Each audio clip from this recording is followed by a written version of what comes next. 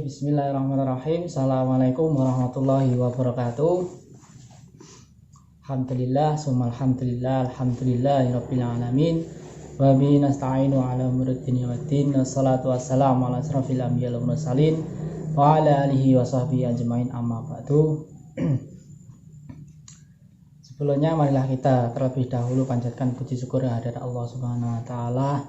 Karena apa? Dengan ridho rahmat dari Allah Subhanahu wa taala kita semua dapat menyelesaikan laporan magang 1 di MTSN Ma'arif Malang. Dengan itu marilah kita panjatkan puji syukur dengan kalimat tahmid bi qaulina alhamdulillahirabbil alamin. Yang kedua, salawat serta salam semoga tetap tercurahkan kepada junjungan kita Nabi Agung Nabi besar Muhammad sallallahu alaihi wasallam yang telah kita tunggu-tunggu syafaatnya mulai saat ini sampai di yaumul akhir nanti. Amin amin ya rabbal alamin. Oke, sebelum saya menyampaikan hasil observasi magang 1 di MTS Ma'arif Malang, tidak lupa saya mengucapkan banyak terima kasih kepada yang pertama beliau dosen pembimbing magang yaitu Bapak Jamaluddin Siddiq MPDI, dan yang kedua kalinya kepada guru pamong di MTS Ma'arif Malang Bu Nurul, dan kemudian yang ketiga kepada Bapak Kepala Sekolah di MTS Ma'arif Malang, dan yang keempat kepada Bapak Ketua Kajur yang telah mendukung kegiatan magang 1 ini. Pada umumnya saya ucapkan kepada semuanya yang telah membantu baik dari segi kegiatan maupun dari segi pikiran. Oke, terima kasih banyak. Kemudian saya dalam kesempatan kali ini akan menyampaikan hasil observasi mengenai apa saja yang ada di sekolah MTS Ma'arif Malang. Sebelumnya perkenalkan, saya Yusuf Trifai dari kelas PAIG Yayan Ponorogo dengan NIM 201180243. Oke. Yang pertama yaitu mengenai kultur dan manajemen sekolah atau madrasah. Ya. Di dalam sekolah MTS Ma'arif Malang yang pertama yaitu budaya guru, siswa dan pegawai. Ya, apakah terdapat tegur sapa dengan salam di sana? Ya, itu ada. Dari hasil observasi saya yang telah saya ketahui mengenai seluruh anggota atau seluruh yang ada di MTS Ma'arif Malang itu sangat ramah-ramah orangnya, apalagi pada gurunya, ya itu gurunya sangat terbuka sekali dengan pertanyaan-pertanyaan yang saya berikan itu selalu dijawab dengan gembira. Ya. Kemudian kepada siswa-siswanya juga ramah-ramah. Kemarin itu saya coba dengan tegur sapa, ya saya sapa itu ya alhamdulillah balasan sapanya juga sangat baik dan juga ramah-ramah. Itu mengenai budaya yang sudah membudaya di MTS Ma'arif Malang. Oke. Yang kedua yaitu terdapat komunikasi guru, siswa dan pegawai. Ya. Dengan hasil observasi yang saya lakukan itu terdapat komunikasi antara guru dengan siswa dan pegawainya. Yang pertama saya menjurus kepada guru. Guru itu selalu berkomunikasi dengan siswanya. Bagaimanapun caranya, yaitu dengan menggunakan strategi guru yang bertujuan untuk berkomunikasi dengan siswanya, sehingga siswa itu dapat sinkron dengan apa yang dikatakan guru. Dengan tujuan lain tidak lain yaitu untuk mempermudah pemahaman siswa kepada materi-materi yang diterangkan oleh guru. Ya, itu bentuk dari komunikasi yang dilakukan oleh guru. Kemudian mengenai pegawainya, ya pegawainya ketika saya observasi mengenai profil sekolah dan apa yang ada di dalamnya, organisasi, struktur keanggotaan, itu juga ramah sekali tanggapannya. Oh iya ini mas, mengenai profil madrasah mungkin ada yang ditanyakan begini-begini, itu sangat ramah sekali. Itu kebudayaan yang sudah membudaya di MTS Ma'arif Malang. Oke, yang ketiga yaitu terdapat kegiatan antara guru, siswa, pegawai harian, mingguan, bulanan. Yaitu terdapat kegiatan Seperti siswa yang melakukan kegiatan pramuka ya, itu sudah menjadi hal yang mingguan. Tetapi dalam keadaan pandemi ini, pandemi virus corona, itu kegiatan-kegiatan tersebut agak terkendali ya, karena pandemi virus corona tersebut. Jadi semua kegiatan ini sementara dipending yang ada di dalam MTS Marimalo. Kemudian ada kumpulan yang di situ ada evaluasi yang dilakukan oleh guru. Nah, ketika guru dan kepala sekolah dalam 1 bulan sekali itu melakukan evaluasi apa yang telah disampaikan, apa yang telah dilakukan dalam 1 bulan itu di dalam pertemuan akhir antara kepala sekolah, guru, dan pegawai. Itu ada evaluasi, tahap evaluasi.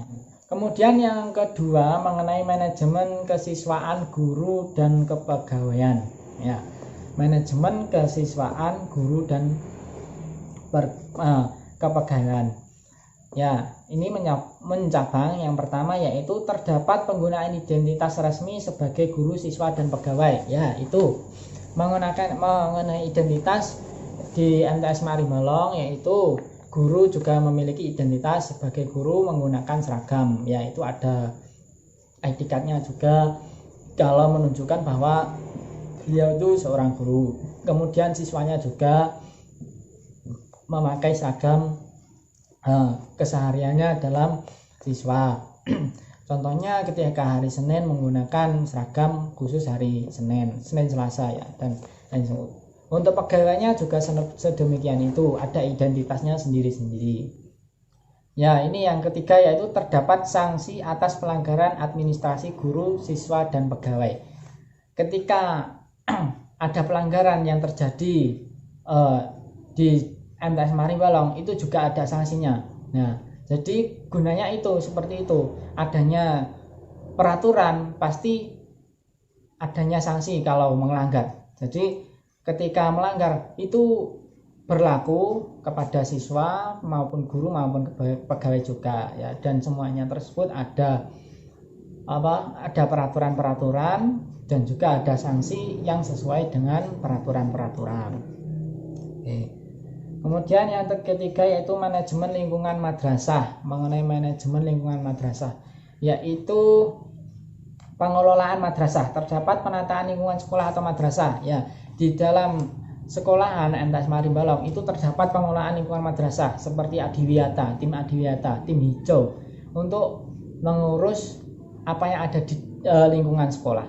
Jadi itu ada timnya sendiri dan itu rutin dilaksanakan setiap seminggu sekali, di checklist apa yang kurang dari sarana prasarana yang di ranah lingkungan itu dicek seminggu sekali. Ya, kemudian mengenai perangkat pembelajaran guru. Yang pertama yaitu KD, kompetensi dasar. Terdapat kesesuaian bidang studi yang diampu. Ya, setelah saya melihat RPP yang dipegang oleh guru, saya membaca dan mengetahui ternyata itu ada kesesuaian dengan apa yang disampaikan kepada siswanya. Contohnya di alokasi waktu itu membahas tentang tajwid, yaitu hukum bacaan, mat iwat, mat tobi'i, mat lain dan mat lain sebagainya, dan saya lihat itu sesuai dengan RPP yang ada di pegangan guru. Mengenai alokasi waktu juga sesuai target yang telah tertulis dalam RPP guru.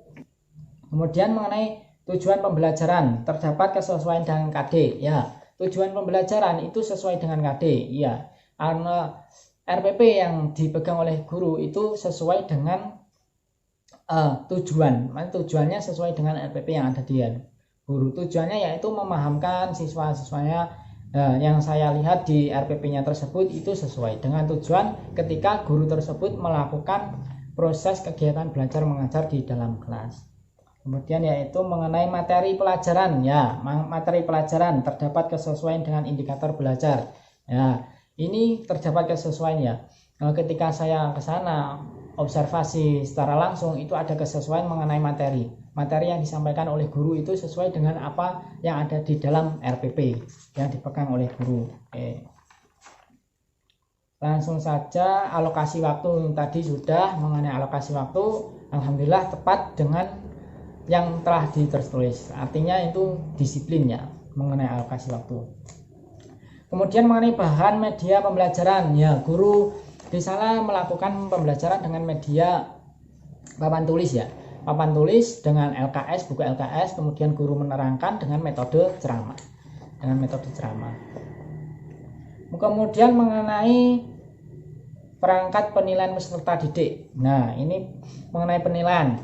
Saya lihat itu mencakup 3 penilaian yang terdapat di MTS Marim Balong, yaitu afeksi, kognisi, dan psikomotorik peserta didik. Yang tiga aspek penilaian tersebut dilakukan dalam jadwal tertentu. Contohnya dalam penilaian harian ya. Saya telah mengetahui bahwasanya guru ketika sebelum selesai pembelajaran itu melakukan penilaian. Jadi guru mengetahui mana yang sudah dipahami oleh siswa dan mana yang belum dipahami oleh siswa. Itu di akhir penilaian. Saya kemarin mengetahui dengan penilaian yaitu siswa dituntut untuk menuliskan contoh dari hukum bacaan mat iwat, mat lain, dan mat tobi'i di depan papan tulis. Itu contohnya, itu ketika mau selesai di akhir proses kegiatan belajar mengajar. Itu contohnya. Kemudian mengenai penilaian tengah semester dan penilaian akhir semester, yaitu penilaian tengah semester guru menggunakan checklist yang ada kolom-kolomnya tersebut itu sesuai data yang telah didapatkan dari peserta didik, kemampuannya ya itu. Kemudian mengenai penilaian akhir semester juga demikian, itu menggunakan checklist ya. Ada kolom-kolomnya dan itu sesuai dengan data apa yang didapat dari hasil belajar peserta didik. Tuh. Ya mungkin itu yang dapat saya sampaikan mengenai hasil laporan magang 1 di MTS Marim Balong. Dari saya, apabila ada kesalahan yang saya lakukan baik pribadi maupun dari kelompok kami, saya mengucapkan mohon maaf yang sebesar-besarnya. Semoga apa yang telah kita usahakan pada hari ini mendapatkan barokah, manfaat fidin wa dinil hatal akhirah. Amin amin ya rabbal alamin. Cukup sekian dari saya, kurang lebihnya mohon maaf. Wassalamualaikum warahmatullahi wabarakatuh.